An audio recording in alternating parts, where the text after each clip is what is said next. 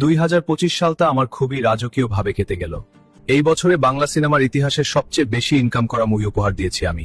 মুভির নাম বরবাদ। আমি আরিয়ান মির্জা, বরবাদের আসল খিলাড়ি।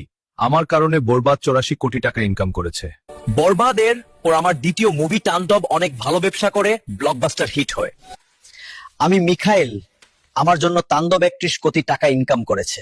এই বছরে আমি নতুন 2টা ধামাকার ঘোষণা দেই, যা 2026 সালে মুক্তি পাবে। প্রিন্স হতে যাচ্ছে 26 সালের বেস্ট মুভি, বেস্ট ইনকাম করা মুভি।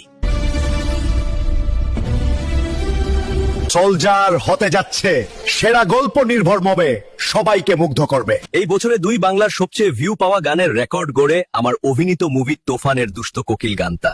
দুষ্ট কোকিল 400 মিলিয়ন ভিউ পেয়ে 2 বাংলার সবচেয়ে ভিউ পাওয়া গানের রেকর্ড গড়েছে। আমি শুধু মুভি নিয়ে আলোচিত ছিলাম না, আলোচনায় ছিলাম আমেরিকাতে আমার সন্তান আর ওয়াইফের সাথে সময় কাটানো নিয়ে।